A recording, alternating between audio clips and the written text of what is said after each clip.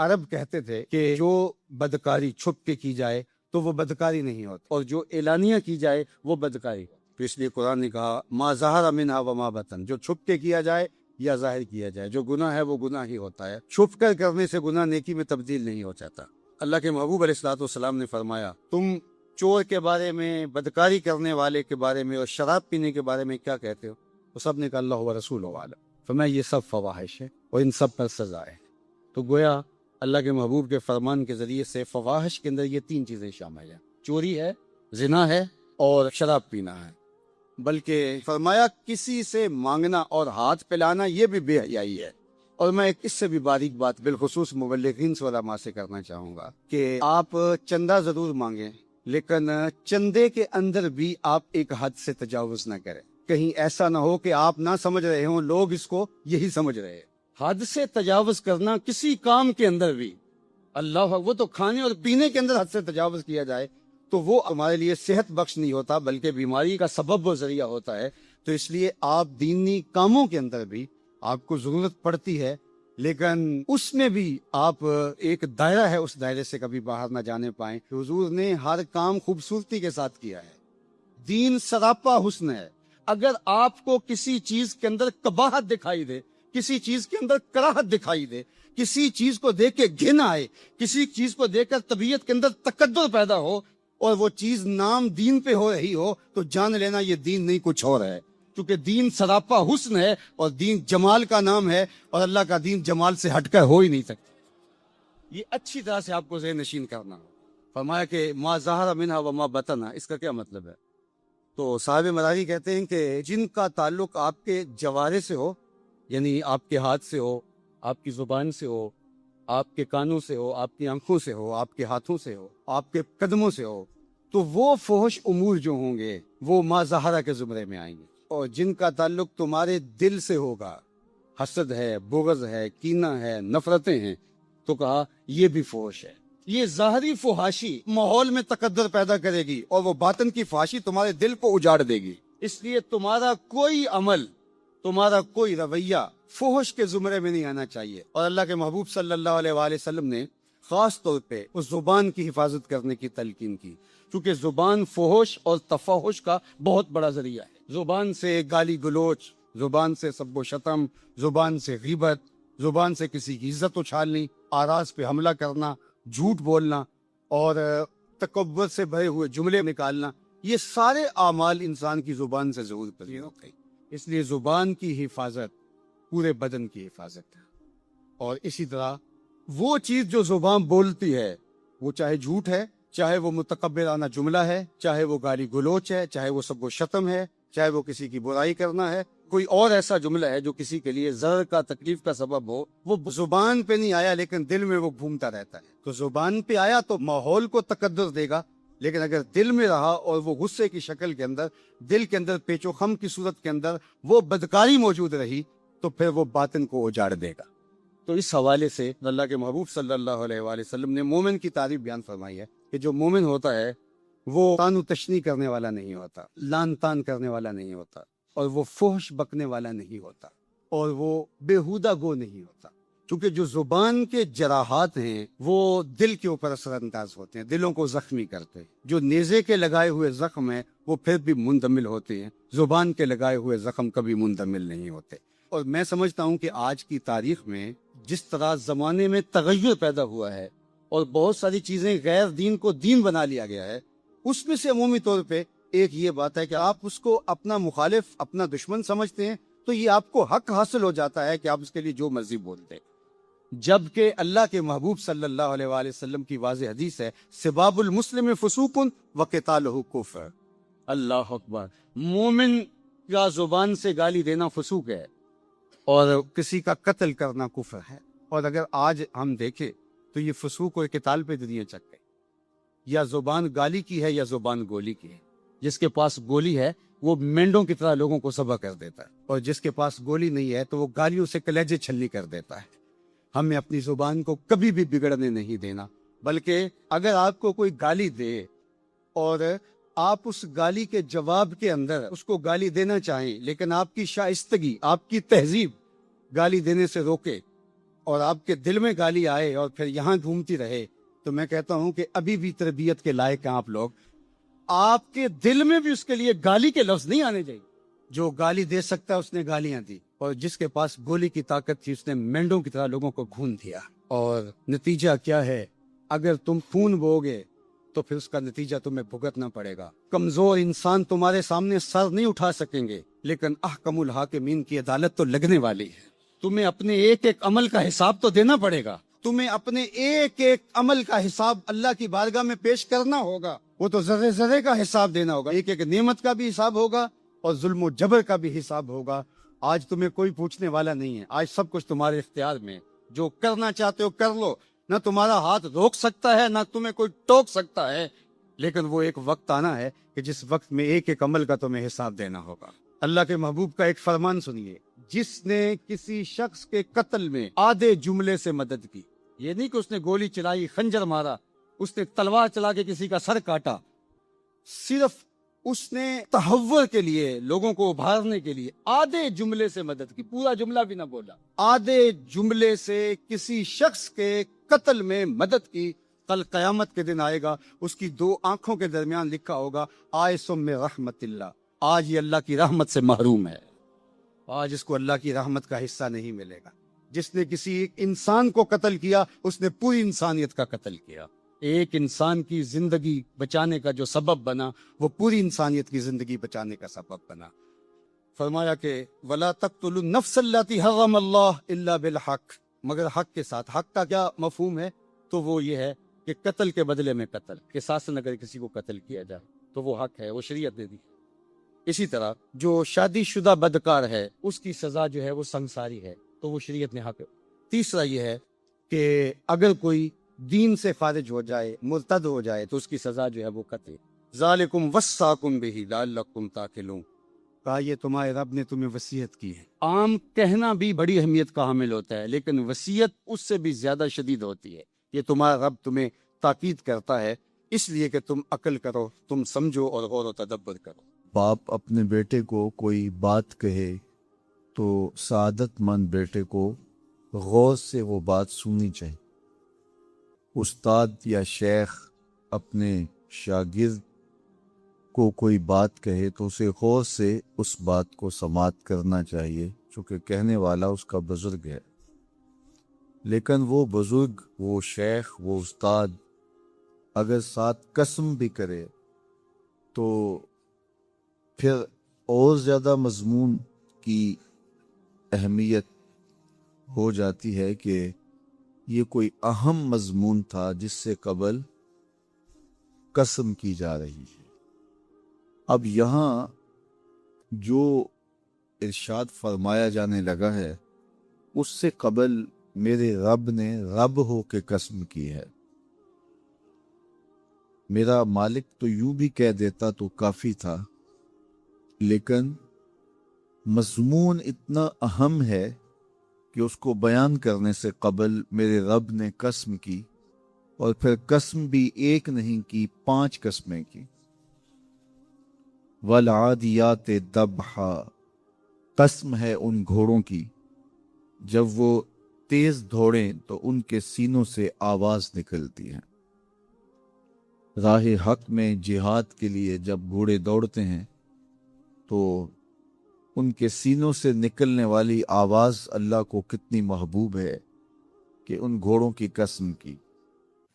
فالموریات قدحا، اور وہی گھوڑے جب برق رفتاری سے دوڑتے ہیں اور پتھریلی زمین میں جب ان کا گزر ہوتا ہے تو ان کے پاؤں سے لگی ہوئی کھریوں کے ٹکرانے سے پتھروں سے جو شرارے نکلتے ہیں، اللہ فرماتا ہے کہ میں ان گھوڑوں کی قسمیں کرتا ہوں کہ جن کے پاؤں سے لگی ہوئی کھریوں کے ٹکرانے سے پتھروں سے شرارے نکلے.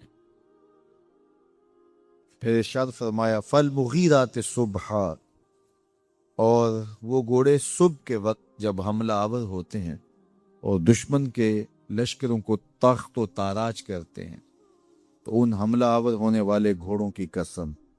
فَأَثَرْنَ بِهِ نَقْعًا، اور جب وہ حملہ آور ہوتے ہیں تو ان کی سموں سے گرد اڑتی ہے. تو اللہ فرماتا ہے وہ گرد اڑانے والے گھوڑوں کی قسم. پھر ارشاد فرمایا فَوَسَّطْنَ بِهِ جَمْعًا، اور وہ بہادر اور دلیر گھوڑے اپنے سوار کو لے کر کے جب دشمن کے قلب میں گھس جاتے ہیں اور جتھوں پر حملہ آور ہوتے ہیں تو مجھے گھوڑوں کی یہ ادا بھی اچھی لگتی ہے، تو مجھے ان گھوڑوں کی قسم. تو 5 قسمیں کی. قسم ہے ان گھوڑوں کی جو دوڑتے ہیں تو ان کے سینوں سے آواز نکلتی ہے. قسم ہے ان گھوڑوں کی کہ جب وہ پتھریلی زمین سے گزریں تو ان کے پاؤں سے لگی ہوئی کھریوں کے ٹکرانے سے پتھروں سے جو شرارے نکلیں. قسم ہے مجھے ان گھوڑوں کی جو لشکروں کو تاخت و تاراج کریں. قسم ہے ان گھوڑوں کی جب وہ حملہ آور ہوں تو گرد اڑے. اور قسم ہے ان گھوڑوں کی جو لشکروں کے کلیجے چیر دیں اور آگے بڑھ جائیں اور دشمنوں کے جتھوں پہ حملہ آور ہوں. تو ان 5 قسم کے گھوڑوں کی میرے رب نے قسم کی ہے. اللہ اکبر. میرے مالک ذات کے گھوڑے اور تو ان کی قسمیں کرے.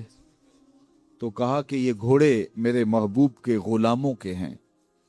اللہ اکبر. محبوب کے غلاموں کے گھوڑوں کے پاؤں سے لگی ہوئی کھریوں کے ٹکرانے سے پتھروں سے جو شرارے نکلے رب کو وہ بھی پسند ہیں. ذرا غور تو کیجئے. تو ذات کے گھوڑے بھی ہوں لیکن نسبت محبوب سے ہو تو وہ گھوڑے بھی اچھے لگتے ہیں. اچھا ذرا آگے آ جائیے. ذات کا کتا ہے لیکن ولیوں کے سنگ جڑ گیا. اللہ نے اس کتے کا ذکر قرآن میں کیا بلکہ اس کے بیٹھنے کے سٹائل کو بیان کیا. وَكَلْبُهُمْ بَاسِطٌ ذِرَاعَيْهِ بِالْوَسِيدِ. ان کا کتا غار کے دھانے پہ اپنے بازوؤں کو پھیلا کے بیٹھا ہے. غار کی دہلیز پر بیٹھنے والے کتے کی حیت جلوس کو، اس کے بیٹھنے کے سٹائل کو قرآن نے بیان کیا. مالک اس میں ہمارے لیے کیا ہدایت ہے؟ ایک کتے کے بیٹھنے کے سٹائل کو تو بیان کر رہا ہے، اس کی حیت جلوس کو بیان کر رہا ہے، انداز نشست کو بیان کر رہا ہے. تو قرآن تو سراپا ہدایت ہے، تو اس میں ہمارے لیے کیا ہدایت ہے؟ کہا یہی تو بتانا چاہتا ہوں کہ ذات کا کتا بھی ہو، سنگ نیکوں کے جڑ جائے تو وہ قابل ذکر ہو جاتا ہے. اور اگر تم میرے ولیوں سے جڑ جاؤ گے پھر تمہارا مرتبہ کیا؟ یہاں تو کتے جڑ جائیں تو قابل ذکر ہوتے ہیں.